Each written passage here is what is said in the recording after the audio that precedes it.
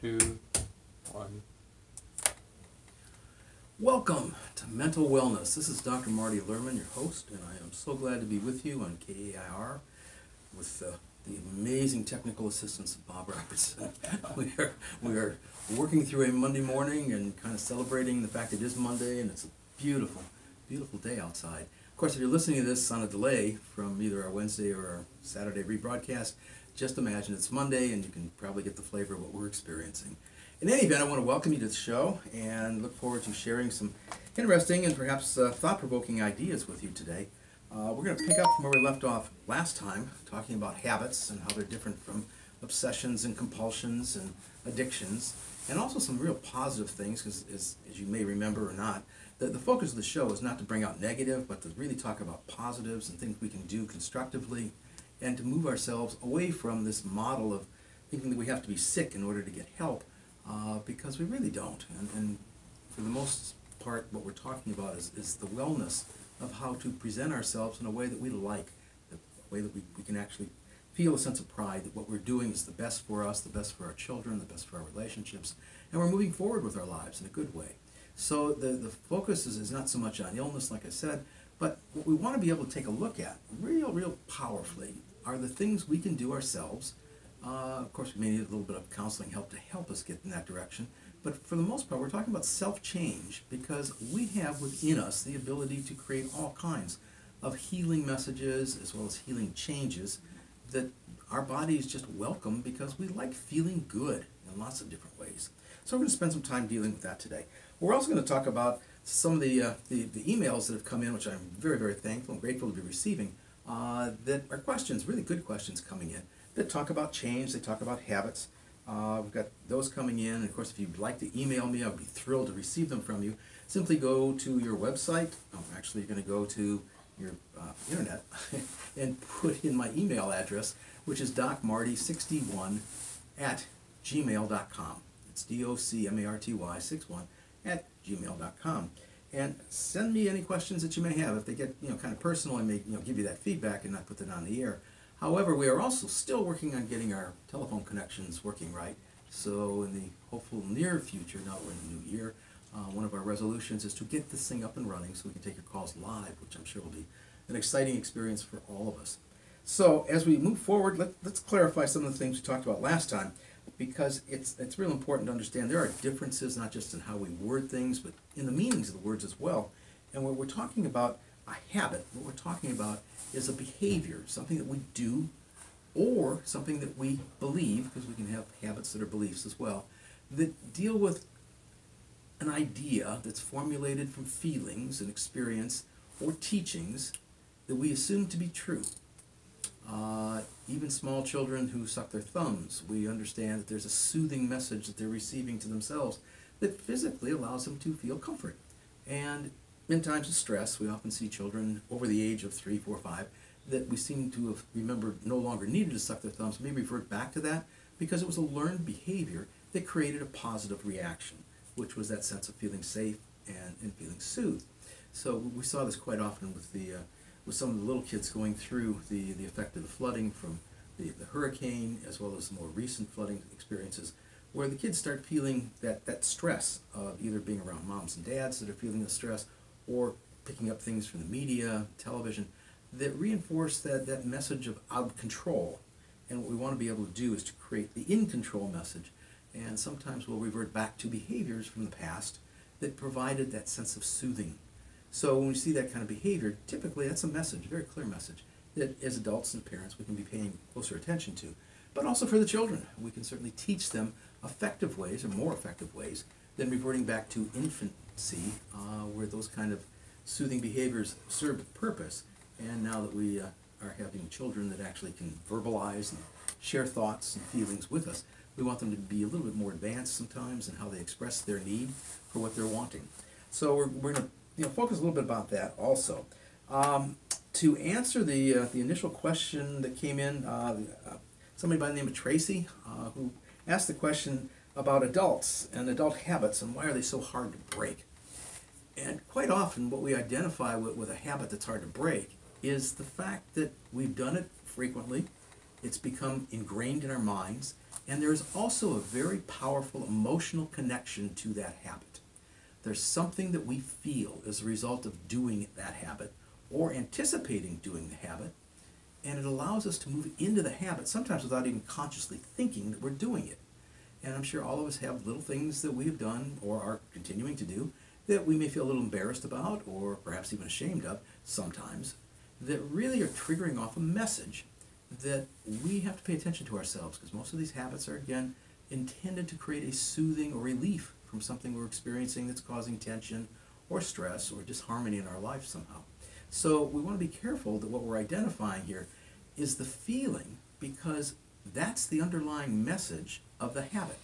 It's not a thought, which is also real important to consider when we start talking about methods that have been used in the past to break habits, which tend to be very cognitive focused, like stop doing it, which are commands from parents or teachers or other folks that seem to impale us into this message that if we just think about doing it, we can stop doing it, which we know is false, because habits are not driven by thoughts. They are driven by the emotion underneath them. So as we're moving in that direction, we begin to understand that adults overthink most habits, meaning that we come up with great ideas, which are thoughts, to solve a habit, which is an emotional experience, and they fail.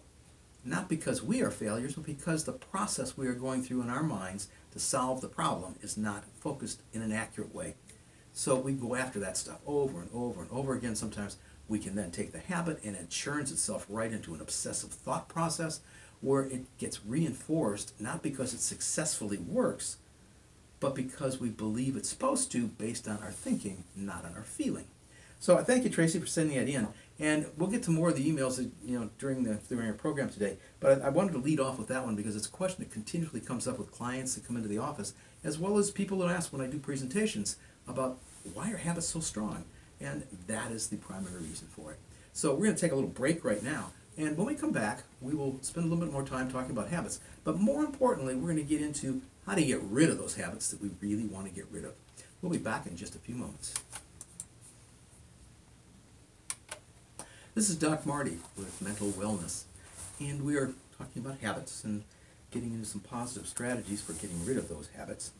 And I want to encourage you again to, please send in the emails. They're really good emails that people have been sending in recently. You send them to Doc Marty, DOCMARTY, 61 @gmail.com. If you'd like to reach me directly, you can go to the website. You're more than welcome to do that. The website is www.alliedmentalhealthtx.com. Allied Mental Health TX for Texas.com. And I would be glad to respond to any personal questions that way, as well as you can get an exposure to the kinds of stuff that we do, the different services we provide, as well as speaking engagements and training sessions and all that kind of fun stuff that I do. So getting back to the issue, we come into a reality check oftentimes when we talk about habits, because one of the things that we have to be able to consider is that when we take on negative habits, behaviors that we know are not desired behaviors, one of the messages that we are putting into our minds, although not usually intentionally, but again unintentionally, is that we are helpless. Without doing those habits, we become victims. And we can also extend that out to looking at issues of pain, emotional pain, chronic pain, physical pain, and anything that we really don't desire that we've experienced.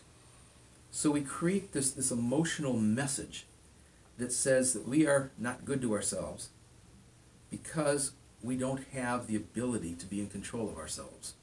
So we have to resort to these habits. And oftentimes we'll look at habits like drinking too much, smoking cigarettes, dipping, things that we really don't desire to be doing, certainly within the context of things that can get us in serious trouble, any kind of illegal drug use, or excessively using pain meds, thinking that somehow they're going to make us well. And the truth is that the pain meds do not make us well, they simply dull the pain. And they come at an enormous expense, which is primarily one of being addicted to them. And quite often, before the addiction, chemical addiction happens, we get emotionally addicted to them, which is when they transfer from being a habit into a physical thing, which becomes the addiction part. So we want to get out of that perception that we are victims, because we're not. We are not victims. We can be victimized by things that happen to us that are way beyond our control, but the idea that somehow within us, our personality makeup, our genetic makeup, that we are victims, it's a horrible message to pass on to ourselves or to our children for that matter. And quite often we'll hear those messages about you'll never be any good when you grow up, you should never think of doing this, boys aren't designed to do this, girls aren't designed to do that. They're all negative messages that we convey into our vocabulary, into our dialogue, without any intended negative consequence. However, the messages are internalized, and again, the habits that result from them are emotional, they're feeling-based. So that critical voice that comes out of parents sometimes is being heard not as advice, not as direction or guidance, but as a condemnation of who we are as children. So it's one of those messaging things we need to be far more conscious of. And as we do, we tend to learn better because our messaging takes on a whole different message. One of the messages that we can pass on to our children when they're experiencing stomach aches, when they're experiencing flu-like symptoms that have no flu-like base. We used to refer to those as psychosomatic illnesses. Now they tend to be psychogenic, or there's some other label that gets applied to them. But away from those clinical things, we know sometimes that people will fake being sick because they know that being sick puts them in a place where they're likely to get more attention, they're likely to feel better because someone's going to take care of them, or they get out of doing things that they might not want to have to be doing, like taking an exam or turning in homework that was not done, or perhaps showing up for a presentation that isn't prepared correctly. So we have these negative things. One of the powerful messages we can give, not only to others, but also to ourselves, a very strong message that as you're managing your emotions, both consciously and unconsciously, your body is changing for the better. Think about the words connected to that. As you're better managing your emotions or your feelings, both consciously and unconsciously, so we're covering both ways in how our brain processes information, the body is changing for the better. So all those negative symptoms that we start projecting from our own bodies to make ourselves feel sick, we now put it into a different way of understanding. We're anticipating better. We're anticipating strength. So that message becomes a powerful message we bring into ourselves. The other message that we need to take a look at is how we perceive things, because our perception has a direct bearing on how we believe things to be true. Oftentimes when we see a car accident, we see the police interviewing as many possible witnesses as they can to the scene, because we know that what we're perceiving may not actually be the reality of what's happened, even though we believe it's real, and understanding that our perceptions are often dictated by our emotions.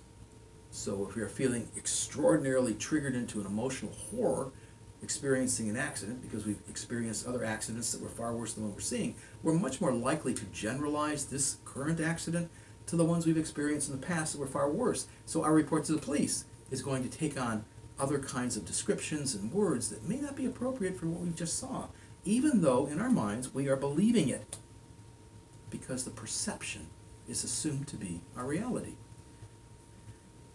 As we continue to go back, what we typically find is that there are times so that whatever we're imagining, we can direct our perception so that we can act or fail to act because of the imagination, which again is something that is an unconscious message. It's connected to feeling levels, not based on willpower. It's not based on how well we conceptualize or logically or rationally present ourselves.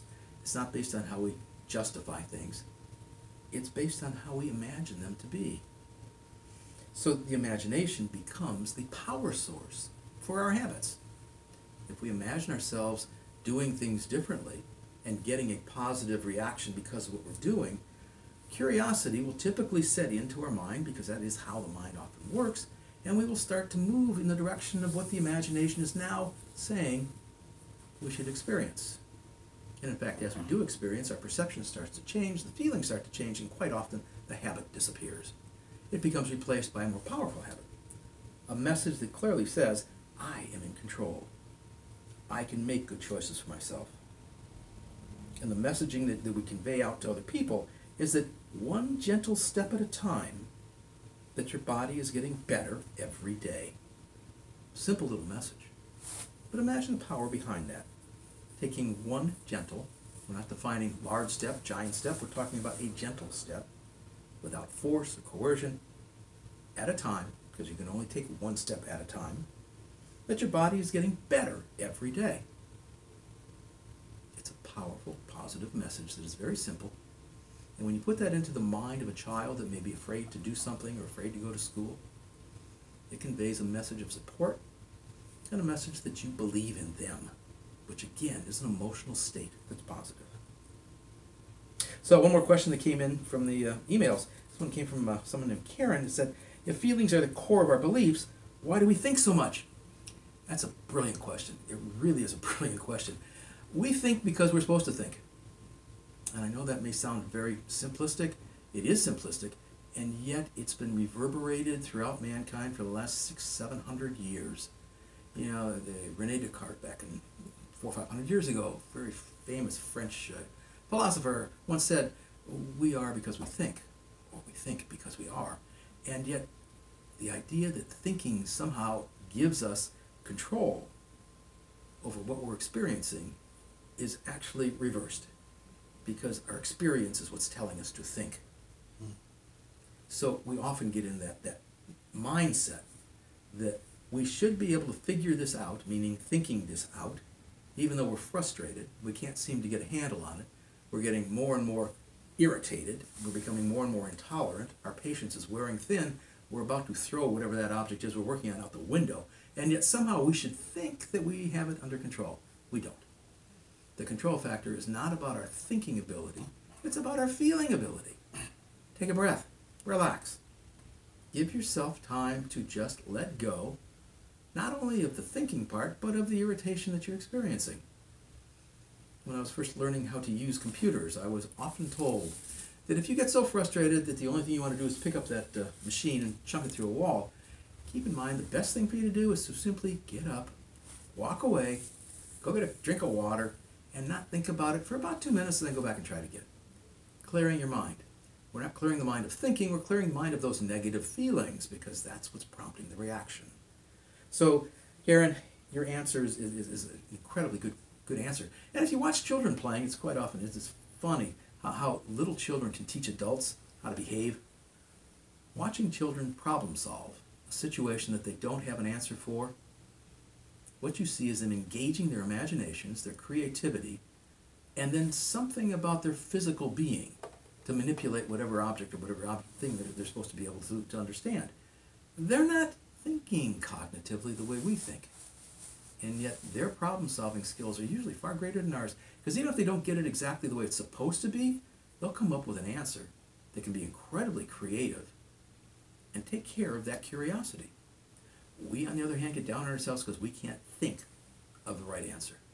We can't think why we shouldn't be drinking so much. We can't think why we're doing things we shouldn't be doing, like spending all that money before Christmas, realizing we can't pay for it all, and it's going to take us months and months and months to get those credit cards cleared.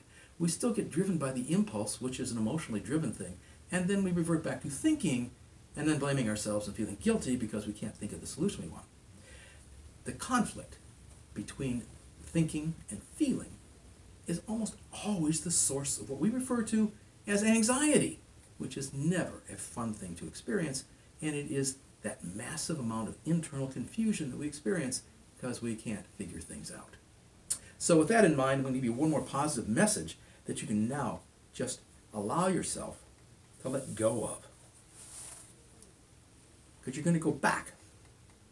Go back in your brain, go back in time, when your body and your mind were healthy, powerful, and strong. For some people, it may go back 2 or 3 years. For some people, it may go back to being 4 or 5 years old, before kindergarten. However far back you need to go. And as you're feeling, seeing, and experiencing that strength, just nod your head. If you're not there yet, keep focusing. Back in time when your body was healthy, powerful, and strong. As you're experiencing it, you may find yourself nodding your head without even realizing your head is nodding. And then I'm going to teach you very quickly, when we come back from the next break, about how to use that inner strength to get rid of bad habits. We'll be right back. This is Mental Wellness with Doc Marty, your host. I am so pleased to be with you and conveying some interesting messages, as well as receiving some really great emails from you all. And just want to, well, I got y'all in there, didn't I? I'm not from Texas. I'm in Texas. I'm not from Texas. You know, interesting how language just kind of creeps into your vocabulary. Kind of funny how that happens. In any event, I am very happy to be with everybody. And encourage you to send me an email so that we can get more questions out to you. I've got about a dozen more emails we're going to not be able to get to today, unfortunately. I am going to sort through them, however, because some of these are really well, just like the ones we got in, you know, that I already mentioned to you from the two folks that we talked about. And the interesting part about sending in these emails is that, one, they're anonymous. You know, yes, I have an email address because you're sending it from someplace. However, I don't know who you are unless you identify yourself that way. And I have no intentions of identifying you, even if I do know who you are. So it's anonymous and it's confidential. So we would really welcome these coming in. And as we do, again, you can reach me at docmarty61@gmail.com. So we have hopefully covered the difference between thinking and feeling when it comes to understanding habits, and understanding even deeper now that we're taking these gentle little steps at a time, one at a time, and the awareness that your body can get better every day. We also have the awareness that healing takes courage, because it's a step forward. And anytime we move forward, we're encouraging some level of stress, even the positive stress. And understanding that we have the courage to make those changes, because we've been doing it our entire lives, we've just not identified it that way. Every time we fight off an infection or a virus, every time our skin heals from a scratch or an abrasion, we're creating a healing effect. Sometimes it happens automatic, we take it for granted. Other times we may have to dig a little bit just to find where that courage is coming from, but we do have it. And it's interesting because I often get these comments from folks that tell me, you know, I've never had confidence in myself. I never believed that I could do anything right. And they're coming in with these really sad looking faces, and I'm looking at them and I said, you learned how to walk. And they have this strange look that, like, what are you talking about? And it's an interesting phenomenon that for those of us that are fortunate to have learned how to walk, because physically we can as opposed to those that cannot, but for those of us that can walk and learned how to walk, just imagine what kind of courage it took to take those steps, those very first steps. Since most of us were still wearing diapers, we didn't know cognitively that we were going to do it. We weren't thinking that we were going to do it. We were driven by an understanding that this is something we were supposed to do because we were watching Mom and Dad do it, we were watching older siblings do it, we were watching people on cartoons do it, and somehow we thought, we're supposed to do this too. And regardless of how many times we plopped down on our butts, how many times we fell down the wrong way, we still managed to get back up and do it and take those steps because we had the courage to do it. And when people come in and tell me, I don't have courage, I don't have the ability, I don't have the drive, the motivation, the desire, what's happening is that we're convincing ourselves of getting into that awful place, that place where we really see ourselves as inadequate or as failures or as being victims. And we have to be able to go back to that time, just like I mentioned before we took the break, that time when we did have the courage, because we all possess it. It's a human characteristic that we all possess. And if we can take our minds, give us the time to feel that awareness, we start to overcome those negative perceptions and we're moving forward. So as we're also focusing on change, we're also looking at the issue of health, because we know that our minds and our bodies are intricately involved with each other.